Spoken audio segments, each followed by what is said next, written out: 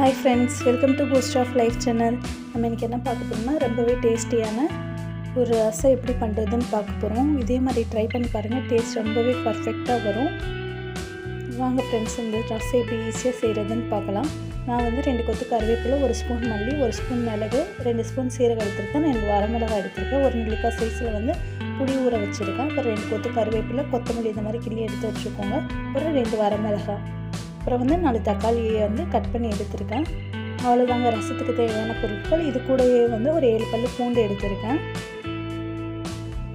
இப்போ இதெல்லாம் வந்து மிக்சியில் போட்டு கொஞ்சம் குறைன்னு அரைச்சி எடுத்துக்கலாம். தக்காளியும் வந்து ரொம்ப ஃபைன் பேஸ்ட்டாக அரைக்கக்கூடாது, 1-2 அந்த மாதிரி அரைச்சி எடுத்துக்கோங்க. அதுக்கப்புறம் இது கூட வந்து நம்ம ஊற வச்சுருக்க புளியை வந்து மிக்ஸ் பண்ணிக்கலாம். அதுக்கப்புறம் ஒரு கைப்பிடி அளவுக்கு கொத்தமல்லி, அதுக்கப்புறம் கருவேப்பிலை ஒரு கொத்து ஆட் பண்ணிக்கோங்க. இது கூட இதை ஃபுல்லாக வந்து நல்லா மிக்ஸ் பண்ணி விடணும். கையிலேயேவும் நல்லா தக்காளியில் பிழிந்துக்கோங்க. கையிலேயும் தேவையான அளவு உப்பு ஆட் பண்ணிக்கோங்க. இது கூடயே வந்து 1 டீஸ்பூன் வந்து மஞ்சள்தூள் நீங்கள் ஆட் பண்ணிக்கலாம். பாருங்கள், இந்த மாதிரி கையில் வந்து நல்லா மிக்ஸ் பண்ணி விடுங்க. இதே மாதிரி மெத்தடில் பண்ணி பாருங்கள், டேஸ்ட் ரொம்பவே நல்லாயிருக்கும். வந்து மஞ்சள்தூள் வந்து ஆட் பண்ணிக்கணும். அது கூட நீங்கள்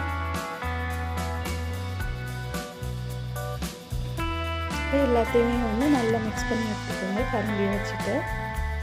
அவ்வளோதாங்க, தாளித்து இதை வந்து நம்ம ஊற்றிட்டா போதும், சூப்பரான ஒரு ரசம் வந்து ரெடி ஆயிரும். ஒரு 4 ஸ்பூன் எண்ணெய் ஊற்றிக்கோங்க.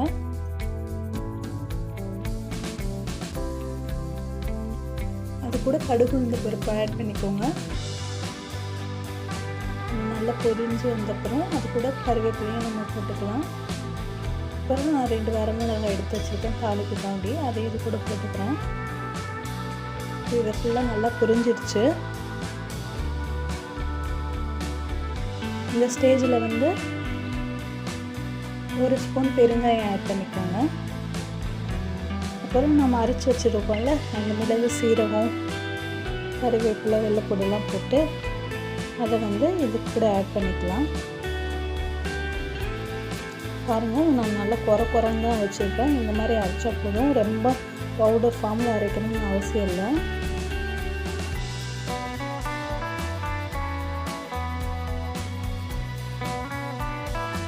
கொஞ்சம் லோ ஃப்ளேமில் வச்சுட்டு இந்த எண்ணெயில் போட்டு தாளிச்சப்புறம் நம்ம மிக்ஸ் பண்ணி வச்சுருக்கேன் அந்த தக்காளி புளி கரைசலை வந்து இது கூட ஊற்றிக்கலாம்.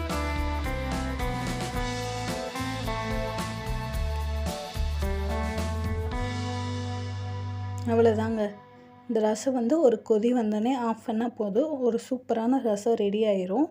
தண்ணி மட்டும் உங்களுக்கு எந்த அளவுக்கு தேவையோ அந்த அளவுக்கு பார்த்து ஊற்றிக்கோங்க.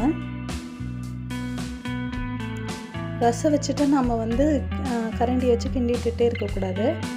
மிக்ஸ் பண்ணி நீங்கள் ஊற்றிட்டிங்கன்னா ஒரு மூடி போட்டு மூடி வச்சுக்கோங்க.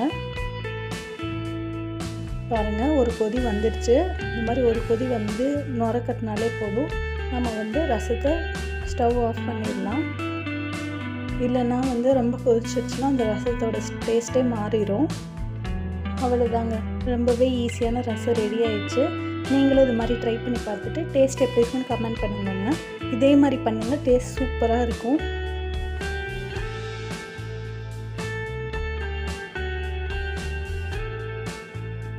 தேங்க்யூ ஃப்ரெண்ட்ஸ், தேங்க்யூ ஃபார் வாட்சிங்.